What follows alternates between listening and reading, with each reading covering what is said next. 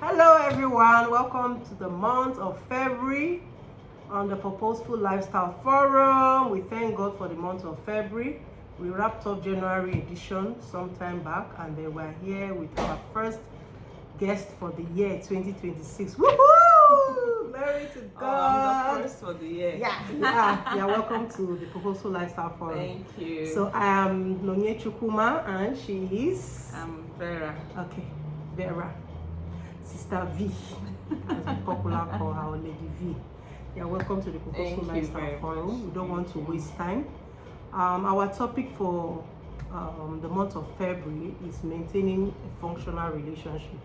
Interestingly, Sister Vera of God is, she's a counselor, a psychologist, and she's really good in terms of marital counseling and dealing with relationships, all forms of relationship. Parenting, is her area of calling. So sit back, relax, grab whatever you got there, and join us on this insightful conversation. I'm excited because I know she has so much to unpack for us. I pray the Lord will help us to be in tune with whatever we need to learn from this. Stay tuned and please enjoy this ride with us. Sister Vera, welcome to Purposeful Lifestyle Forum. Thank you very much. Yeah, we're excited because this is the month of love and we know that. That's why I'm wearing my red, by the way. I should have told Sister Vera to put on something to match, we celebrate match the environment, Yeah. So we're celebrating love and I'm just realizing that love is not just, it doesn't just end with couples.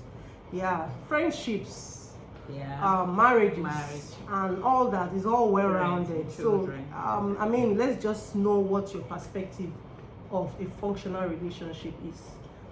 How could you describe a functional relationship?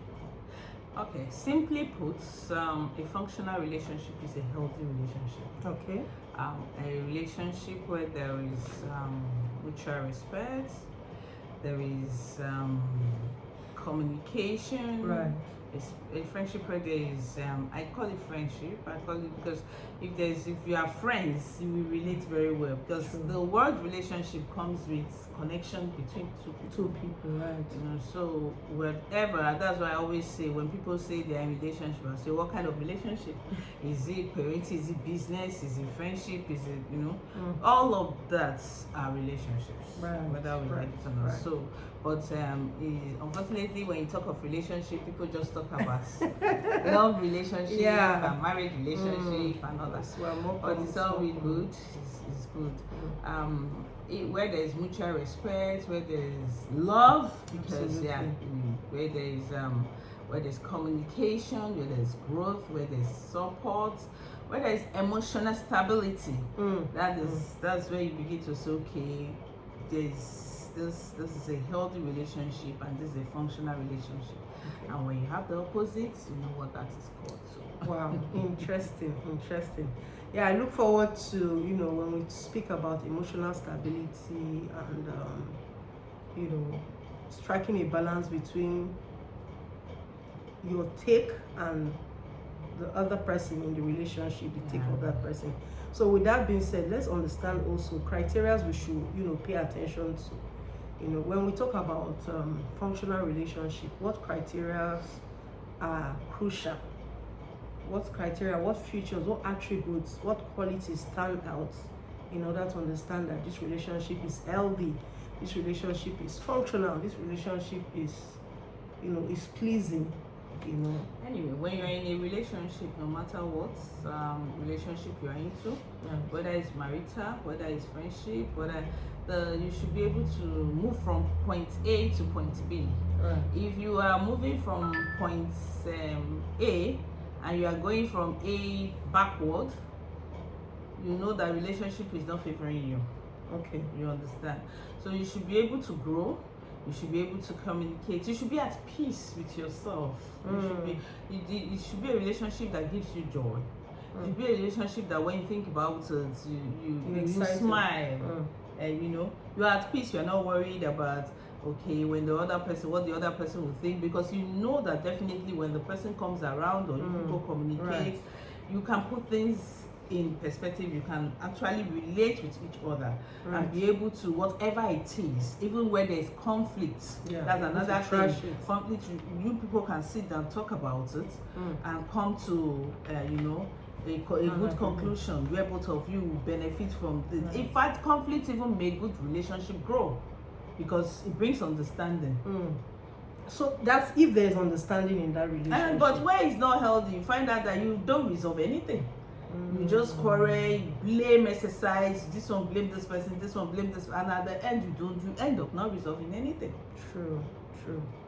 So when you see those signs and it's not there, you hardly communicate. You're always fighting. You're always how will I put it? When you are always fighting, where there's conflict, you bring each other down with your words, with your actions.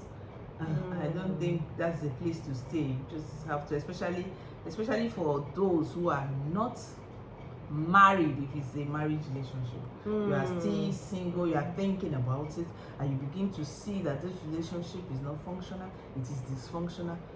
Take your shoes and flee and run. Wow, thank you for that. Okay, I just want us to digress a bit. Let's focus more on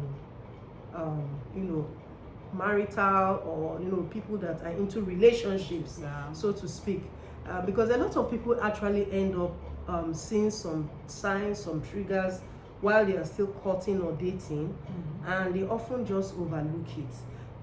They don't really pay attention to it, or maybe probably they're not able to understand these things.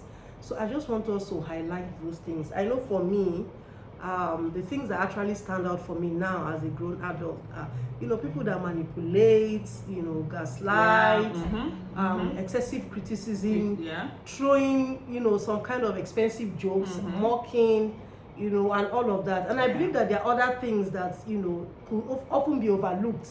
Like, people can just get insecure, and if you understand those kind of people's insecurities, you can actually help them and support them to be able to deal with the insecurity. So I feel like there are some that I feel like, okay, you can say, okay, you guys can work on this and hopefully get married. But what are those very, very, very red warning signals or red flags that should make you take your slippers and begin to flee or run from that relationship? What are those triggers? Because we need to point them out for people that are still in the dating and courting process, so we don't end up. When we talk about here we should point out that there's difference between someone having a bad character, a poor upbringing, and someone who has a dysfunctional behavior. Right. There are two different things. Right. When somebody has a dysfunctional behavior, it means there's a root source. There's an untreated source where that is coming from. And a dysfunctional behavior is actually an action or inaction or a reaction that is harmful and unhealthy towards the person and others. So the person is actually harmful to him or herself and harmful to others around. So that's where you begin to find things like substance abuse, violence, and all that. So by the time you have such things, what the person needs is not you trying to help the person. The person needs a professional help. The person needs a professional help, and that is, if you decide to help the person, then get a professional help. But another thing is that you cannot help someone who does not want to be helped. True, that's another way. The person has to acknowledge the fact that he or she has a problem and needs help. Then you'll be able to find out how and where you be able to help the person. But when the person does not want to be helped and does not even know that, some may know, sometimes they know they have a problem, but the pride and ego will not allow them to admit it. So at that time, what you do is just walk away, because if you stay, meaning you want to cope with it. You have decided, meaning that you saw it and you want to cope with it. Because sometimes these things are obvious. People will say love is blind. I don't think love is blind. We decided to be blind to it. And love is not enough to sustain that statement anyway. For me, I don't believe in it. You think love is enough? let's it's talk another about topic for that. another day. No, because I believe that love, well, I might not be right. In but the context it's being used anyway. That's what people Mm. say. In the context it's being used, that sometimes love is not enough. But the truth is that love is enough to do anything. It's just that, are we ready to walk through it? Because sometimes it can be a dark, narrow way. that is it, because love works with intentionality. So if you can say, love someone and you're not intentional about being so, affectionate, about so person's the needs. only thing that is not enough is the butterflies love that we talk about, the erotic love that we talk about. We feel the feelings that we have. Right. But if we are talking about the love that Christ preaches to us, is enough. He is enough. Even the Bible says love never fails. So that's unconditional love we're talking about. Yeah, so and that is the love. Christ is love. That is love. Christ is the love we are talking about. So okay, I get you. So I understand. now, if where you know that you cannot cope, just pick up your bags and leave. But let the person know that, oh boy or a girl, you have a problem and you need to sort it out. Okay. Interesting. I just wanted to add to what you have said now, because I was doing my own little research this morning, and when I came across somebody's post about this love thing, stating that love, I actually used to believe that love is enough, but when I read this post already, I got to understand that point of view, that so many things could be resolvable in marriages, in relationships, but there are some things that are not resolvable because of probably character, which you mentioned. Now, if love is enough in terms of a bad character, how could that love sustain it? Because it will be only you working so hard in that relationship. Love is not one-sided. So I think that is where the problem is. It has to be mutual. It has to be mutual. It has to be. If you say you love me, you'll be ready to work on it. Okay. And I will be ready to to be patient with you to work on it. Okay. So both of us are working together. Requires a teamwork. Love is teamwork. Even with Christ, He first loved us. Right. But two, He told us in His word, if you love me, you will obey my commandments. Right. So even God has a love language, obedience. You will obey my commandments. So we too, is mutual. It's both of us that are in the relationship, both of us that are, we have to work together to make it work. One person cannot sustain a relationship, no matter what. Okay. Wow. You will get tired. God gave the load to two people. And they both have and you cannot now take the load and give it to one person to carry. Even if he or she tries, they will get to a point and a breaking point. Yeah, it will be worn out. Okay, so speaking of, how could we, how could certain dysfunctional behaviors be associated with trauma or bad character? How could? Okay.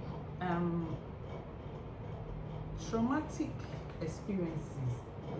I know that so many people, somebody said 80% of Africans are traumatized.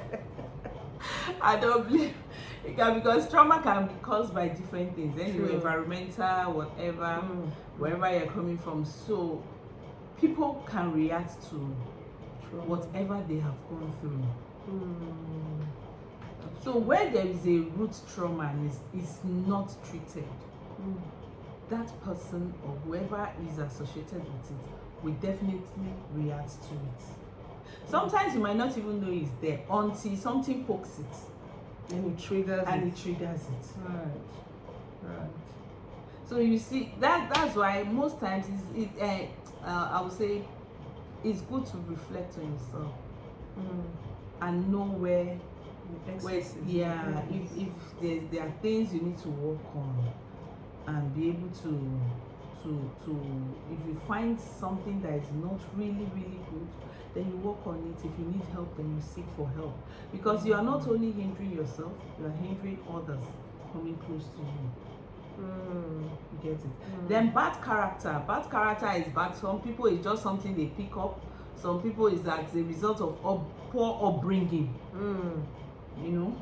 They've been pampered so much that they think the world depends on them.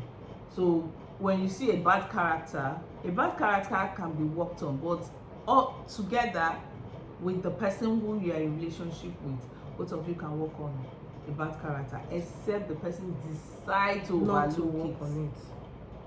Except you decide, both of you decide, okay, if the person does not work on it, and you who are in relationship decide to overlook it and just. But the thing is that how long are you going to overlook it? That's true. So it's better if you see it, you know you cannot cope with it. Just leave it. Why enter a relationship when you know that the person has a bad character? And at the end, nobody is perfect. Don't get me wrong. Yeah, because we all have our grace. We all have our flaws. In terms of friendship, we have our flaws. Yeah. You get it. But when you see that somebody you are in a relationship with has something that he or she cannot cope with, right, and you too, you know that he or she does not like this, and you begin to work on it, and the person now, you know, have the patience, will be patient enough to help you work on it. Absolutely. Because nobody is perfect. But when the person does not want to work on it, then they deal with it. And some people will say, I don't want to say this one on air. Because some people will say, deal with it. You know, that means you have to live with it. Or there's no effort, nothing. That is where anything that you cannot take, that is just my principle. Anything you can't tolerate while you are dating, don't think you'll be able to tolerate it when you are married. You won't. If you think the person will change because you are married, that's a lie. Except by the grace of God. Except God decides to change the person. God's intervention. So it's better if you know you can't tolerate it, rather than enter a dysfunctional marriage hoping to make it functional, except you did not see it. Because actually some people just delve except you did not see it. Right. But if you saw it and you decide to enter into it, know that you are going to live with it all the days of your life, and you will cope with it. But where you cannot cope with it, then let it go. Let the person go. Or make it known and let the person work on it before you enter the marriage, or before both of you begin to talk of take marriage. It more seriously. Okay, let's speak about, having grace towards one another, because even the scripture encourages us to do that. And I feel like in terms of friendship, or maybe I don't know about business, because I'm not a business person, so I don't know how business people deal with their partners, but I think in terms of friendship, we ought to weigh the strengths and weaknesses of each other. Some people might actually know or identify that they have these problems, but they don't know when those things are being triggered. And it's not like it's an excuse I'm giving. I don't know what particular example to set now that will fit this scenario or situation. Probably the person is even working with God, and God is helping that person. And with God, things is a process. Nothing happens overnight. But because of that experience you've had, you've even shared with people about that certain person, that this person is so and so. And people just have this impression about that person. It now affects your relationship with that person. You are not even able to extend that grace, as you spoke about, us not being perfect. So let's talk about this in terms of relationship wise, because I believe so many friendship and relationships were ended because we didn't give that grace. Not necessarily because the person has dysfunctional behaviors and tendencies. We don't focus on the strength of people, because I think everybody has got their own strength and weakness. Then it's just for us to see, does the strength supersede the weaknesses? Are the weaknesses things we can overlook? Should I extend grace in terms of this friendship, or should I call it, should I cut it off? Should I call it a quit? So what level, or I don't know how to put this question, how do we balance this thing of grace as a believer, as a child of God, knowing that this is what Jesus, in fact, if you look at the story of Jesus, so many people that he related with, they look like they were not fit. The women he met by the well, we know her story. In fact, she couldn't even go fetch water by the well during the daytime because of how she was castigated and all of that. So, if we are to live like how Jesus lived, how much grace are we to extend in terms of friendships and relationships, just to make it, work? Anyway, if we are to extend if we are to give grace, we are humans, we are children of God. In every and any relationship, there must be grace, there must be patience. But the truth is, the person you are giving, even the Bible says, should we continue in sin that grace may abide? So the person you are giving the grace to, is it to now, or you are giving a state of you are working towards being patient, being gracious towards? Is the person aware that you are being gracious to him or her? But sometimes we try to be gracious towards people, but the truth is that the person is not even aware. So it's like taking advantage. The person is not the person is not aware that he or she has a flaws that you are trying to accommodate. You see, we talk about Jesus. Jesus always told the people knew their faults. If Jesus will, in a loving manner, point it out to them. The woman at the well. See the way he told him that even the husband that you are living with is not your husband. You see. But if it was to be us human being, what we'll do is that we'll instead speak to other people about the matter, but not speak to the person concerned. That is where the issue difference comes. Yeah. Okay. So it's better to speak to the person concerned, and in a loving manner, and let the person find a way to deal with it. Let the person be aware of it. And if it is something that you cannot cope, because there are some things, when we talk of dysfunctional behavior, there are sometimes those who embark in one. I don't want, because I don't know the social media restriction of talking about substance and all that. But if it's something that you don't want to get yourself associated with, but at least you can still help from a distance. You can still help from a distance. You can still talk to the person. You can still, or find somebody who can talk to the person. Okay. You can help through prayers. You can help through, maybe even if it means trying to help through therapy. Recommend a therapist. To help the person to come out of it. Yes, we are to be gracious, but sometimes evil company might corrupt good manners. Yeah, we are all human beings. We are all human beings. We should know where to draw the line. But when the person is a spouse, you are already in it. So somehow God will give you the grace. You just have to find a way to deal with it. Yeah. You just have to. It becomes you, God, and the person. You just have to find a way to deal with it, and allow the person to, because sometimes we take it up as fight and quarrel, and that is where the person begins to fight back.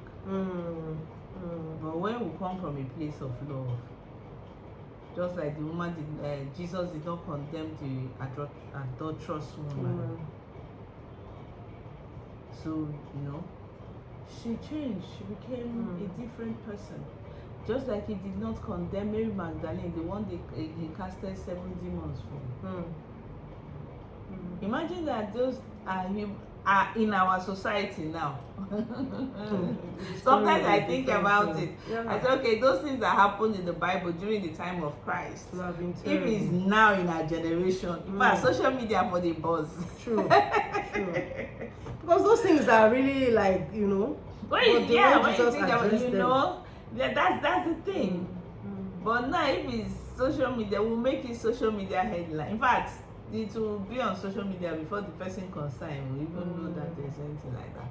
So grace is actually sufficient for us. God's love is abundant. So for us to help each other to work on our relationship. There is hope for every relationship. There is hope. There's hope. And I think except where there is a threat to life. That's where there's the danger. That's where you draw the boundaries and try to save your life first. But there's hope for every relationship.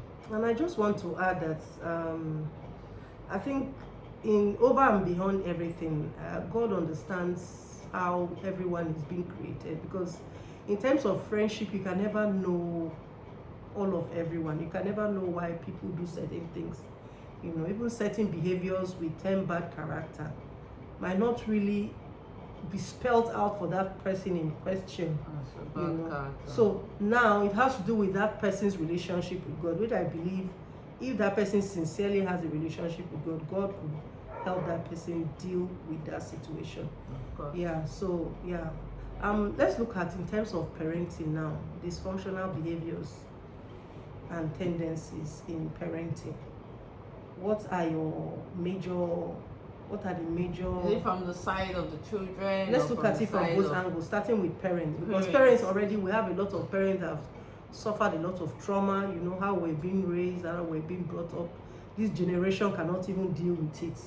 You know, and we are also, that cycle is almost like being transferred to the, of course, it will be repeated sometimes. Actually, the rule is we parent the way you were parented, whether you like it or not, except you are intentional about it, about the mistakes. Okay, you look at it and you dwell on it, you think about it. It's okay, my parents, sometimes you even tell yourself, this thing my parents did for me or did to me, or they shouted at me, they were too strict, I won't be strict with my children and all that. And you find out that unconsciously you are doing the same thing. No, you are doing the same thing, not even children. You are doing the same thing unconsciously. You just see yourself, the child will do something unconsciously. But it's true, it happens to all of us. You just you've told yourself you're not going to scream again. Give yourself 2 days, the next thing you will shout.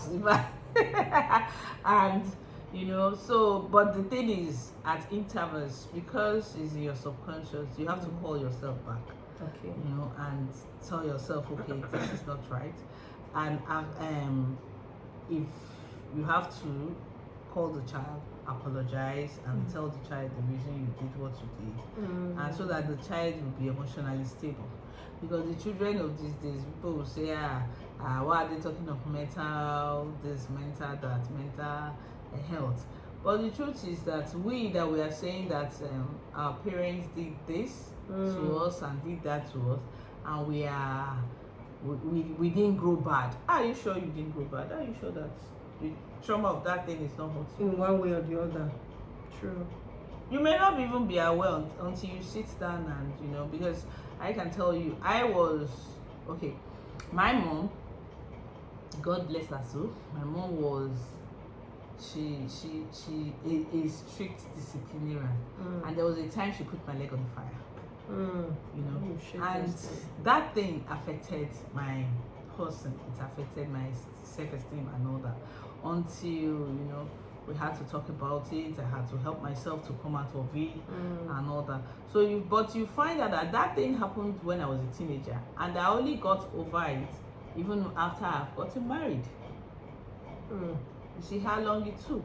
So you find that such things might have its effect, and we might not even know that it is affecting us.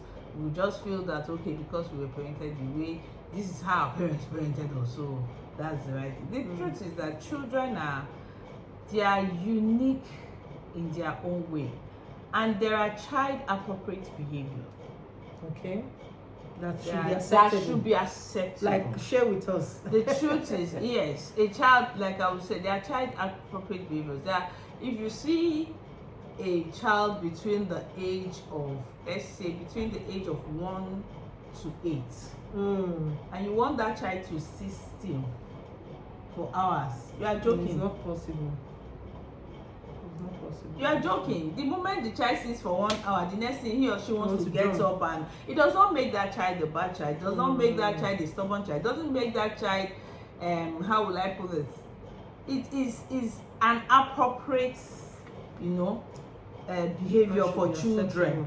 In fact, if she sits there for hours and doesn't get up, then there's a problem. I see your point. They will be restless to an extent. Another thing is that they are very inquisitive. Those things you don't want them to do, though there are some that will get on your nerves, and as a parent, yes, you will get angry, but later You call yourself to order that he or she just wants to know what you are doing, and he's that, he wants to do what you are doing. So there are child appropriate behaviors that we should be able to tolerate. But because we want a year-old child to sit put in one position and not move, so that we too, we have to rest, we are not able to accommodate those behaviors. We see it as if the child is being stubborn, or the child is being she's everywhere, restless, she's not this, she's not that. But you find that there are parents that are able to accommodate, there are adults that can accommodate children. Rather, they will find something to divert the child's attention, make the child busy, and you see after some time, the child might even doze off while doing that thing. He or she is tired. So we need to learn as parents from unpreparedness. I would say is one thing that we don't do as adults before entering into parenting. We are not prepared. We don't read books. We don't go for parenting seminars or coaching. We just stumble into it, and we want to dealing with it. Yeah, we want to figure it out. But if we can at least read some books that will help us to, by the time you see the child displays such things, you will know, okay, this is what I should do. I've read about it, I've seen it, and it will help. It will help and help us to cope too with children. Okay, I think you've touched on even the children's side of it, and thank you for that take. Yeah, we'll go back to probably the couple one. Suggestive steps couples could take, to avoid dysfunctional and to also maintain a healthy relationship. What's suggestive steps? The main thing in marriage is centered around communication. Communicate and communicate and communicate some more. Talk about everything. Talk about how you want to resolve your conflict. When there's conflict, talk about it, resolve it. Talk about your growth. Talk about what you don't like. Talk about what you like. Just talk. Talk. There's strength, there's power in talking. And I think being honest and genuine. And when you talk, you begin to build the trust that you need for a good relationship. True. It is lack of communication that brings distrust. I don't know where you are. I don't know what you are doing. I don't know this. I don't know that. You will not tell me. You take your key. You jump out. You go. You come back. And the distrust begins to build. But if at a particular time you are going out, I know where you are. You tell me this is what I'm doing. I have the template of your plan. You have my own. We are working together. We plan together. All those things will not arise. True. And it is in talking and communicating that we reduce competition. Because there are couples that are competing with each other rather than complimenting each other. They are competing. As in, yes, there are couples that are they are competing. They are married couples, but they are competing with each other. There are so many. My wife must not achieve this. My husband must not get to this because if he gets it or she gets it, he will sit down on top of my head. They are competing with each other, and I have to do this. But you are a team. So it's in communication you begin to build the teamwork that you have to work with. Both of you become a team. Work together. Achieve your goal together. Communication is one of the main bedrock. Yeah, I see your point. It is in communication that unmet expectations will be resolved, because we expect so much. But when we are able to, I will know when you have money and when you don't have money. So I don't expect an expensive Wivon that you cannot afford to buy for me. I don't expect you to go and buy a car that you don't have the money to buy. And you don't expect me to know what is in your mind. You understand? So you communicate and talk and talk and talk some more. It's communication that brings all these things out. It's communication that will make us know that how would I put it now? That's how do I put it? If this thing is not available, and I have because okay, there are some couples that they want to help, but they cannot help you because you are not telling them anything. You understand? They cannot help you. They cannot help you do this or do that because you are not telling them anything. They don't know the steps you are taking. And sometimes we ladies, we assume so much. We just feel that our men should know. Our men should remember the anniversary, remember the birthday. Just talk, just tell them tomorrow is my birthday, tomorrow is my anniversary, our anniversary, what are we going to do? It reduces conflicts. That's true. Another thing is rigidity. Yeah, not being flexible to adapt and adjust. Rigidity is killing marriages. But I think it's also personality. Some people are naturally brought up very uptight. And there is nothing that cannot be resolved. Nobody was born with rigidity. It's something that was developed. But as an adult, it will be difficult. Even the Bible says it, that from the beginning, God's plan was not divorce, but the hardness of the heart of men is what brought about divorce. We are too rigid. If you want to go into marriage, you should be able to be flexible. You will know that you have to compromise sometimes. You have to let go sometimes. So if you are able to remove rigidity from marriages, couples are able to talk about everything and anything. Conflict in marriages will reduce. That's true. Wow. But I think also, I don't know, maybe it's just me thinking out loud. So many instances, personally, I've experienced, and I wouldn't say all the time the approach was wrong. I wouldn't say that. Well, I don't know. Only God knows. You try to communicate that this is a problem, and it looks like you're complaining. Yeah. But and this is not like couple where I'm talking about friendship. Even, but the truth is like you're always picking up. There's always difference between approach is another thing. You want to communicate, the approach, the way. Okay, I'll give you an example. If you tell my husband now we need to talk, he will build a defense before you even he will build a defense. He will build a defense.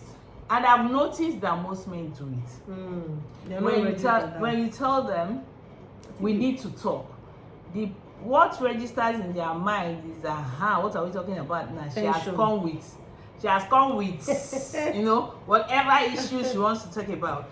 So they'll build a defense. So what do? You start it from something they love. My husband loves football. I'll from football enter wrestling. He loves wrestling. From wrestling, yes. Okay. I think it's only psychologists that will know all this thing. I don't think everybody in the world knows. I'll from football game that he's watching. If he's wrestling, he's watching. I'll from wrestling enter. He likes live shows like music and all that. I'll from there enter that place. Okay. Then I enter his job. What happened in the office? Then from there I chip in what I want to say. So we talk about everything we want to talk without me saying let's sit down and talk. We have talked and but the moment you say okay we need to talk about this, you're on your own. Viewers, I hope you are getting that. It will just lock up and build a defense before you even say it. The next thing will tell you I'm coming. I need to reach this place now, and that is the end of that talk. So from where you approach you come from when communicating with whoever, whether friends, even children, especially teenagers. Yeah, a teenager is another one level. Yes, especially teenagers, the aspect you come from matters a lot. So by the time you want to start from what they love and just gist normally. Don't even say we need to gist, just chip in something. Like I was talking with your daughter just now, you know, the way we were gisting and talking, you from one topic to the other, you navigate it, and they will be your friend and they will gist with you. But the moment you say come and sit down and want to talk, you're on your own. Okay, so that should be the strategy all the time. As you do it, you find out that with time, different strategies will be coming up. Yes, occurring to you, and you just find yourself gisting normally, you know, because you laid the foundation, and you know, instead of asking how was school today, you can ask a child what interest. What did you find interesting in school today? Okay. So if you say how was school today, he will give you a straight answer. No, fine, it was good. How was, you know, just monotonous answers like that. But when you say what did you find interesting in school today, you will see gist, story, the highlight, and from there you take up the discussion. Interesting. Wow, Sister V has really laid down some very insightful, you know, in terms of approach, because I think that used to be my I won't lie, I'm not gonna that has always been my challenge. Okay, they say communicate. You communicate and you regret communicating. Like, I should have just kept this. Okay, you go and speak to somebody just to vent out, and that person eventually goes and tells the person you are. Then you become a gossip. Yeah. So sometimes, and that's why I said, in terms of friendship, especially if you live in a close, tight community, you know, because I know there are one or two things I've said to somebody about somebody else that I feel like I thought maybe that person could just help me with an advice on how to deal with the situation, and probably that person will just end it or not say anything. Then the next minute I'm seeing the other person probably is looking angry with me or whatever, but the intention was not, you know, to, you know, water down the person. You are also looking for a solution to the problem. So, and I think that's where the three core thing comes in, or bringing looking for people to assist you. So I just resolved to just talking to God about it. That's another thing I was. It doesn't always work for me when I open up. Person might just get defensive. You are looking at things that are not, maybe assuming. In fact, the way you are thinking off point. I never saw it that, and you start feeling like. It's even better to speak to the Holy Spirit to give you. Yeah, so I think I resolved to speaking to the Holy Spirit. God will give you a way to be able to approach the matter rather than, because so many people are sensitive. True. Very sensitive to issues, because you never can tell what you are going through. So when you talk about anything, it looks as if you are trying to. They become defensive.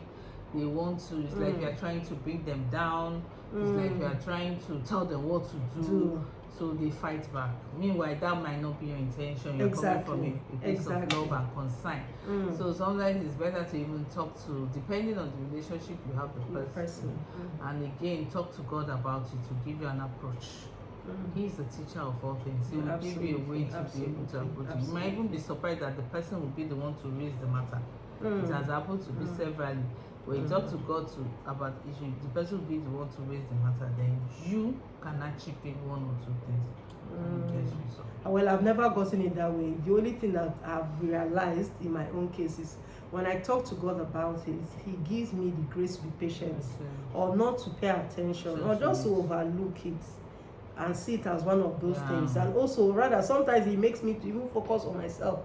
Say, but what about this thing you did? Don't you think that this thing you did could have been the reason why you triggered this and that? That's sure. So all of those things are just the way, but it has never been that person reached out to me. I pray that I get to that level. It does. Because sometimes there was someone I was talking to. I said, most times when we go to God in prayer about, especially if I come back to our spouses now, we are talking to God about our spouses or what they are doing, we end up, sorry please,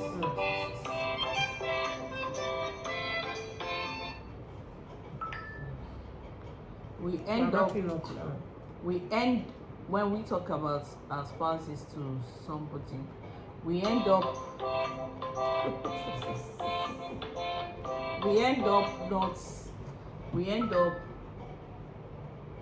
when we talk to God about our spouses, God end up working on us and not on our spouses. He end up working on and us it's true and that not change our in us, spouses. that Yes. you see the change. It is, yes, in that it is spouse. us that now, he might not even take away that thing, but he will give you the grace to cope with it. Or empathize with that person. To in my be own able case. to cope with it. So it's not every time that God will change the person particularly. No. Sometimes he will, if he's going to change the person, it is in his own time, on his own terms, not because of you, but he's going to work on you and show you the things that you don't even know about your own self that need to be changed. I hear you. So that's I hear you. Wow. Thank you for that insight. Let's wrap up quickly. Your take home for parents, friendship, relationship, and couples generally. My take home, I would say, don't expect from others something you cannot give. Okay. That's one of my principles. If you are expecting others to show you love, we're in the month of love, we should be able to give love as well. But the Bible says that those who desire friendship should make themselves friendly too. So if you want others to relate with you, try to relate with others too. If you want others to accommodate you, try to accommodate people. Relationship and friendships, love, all they are mutual. It's not one-sided. Both ways. Yes, nobody is going to crucify. God has died for us. Nobody will die for you again. It's true. God has died for us. Christ has laid down his life for us. Nobody is going to lay down his life a second time for you. So, but we can build good relationship, healthy relationship, if both parties can work together and make it work. No matter what you are going through in your marriage, no matter what friendship has collapsed in the past, it can be rebuilt. It can be rebuilt.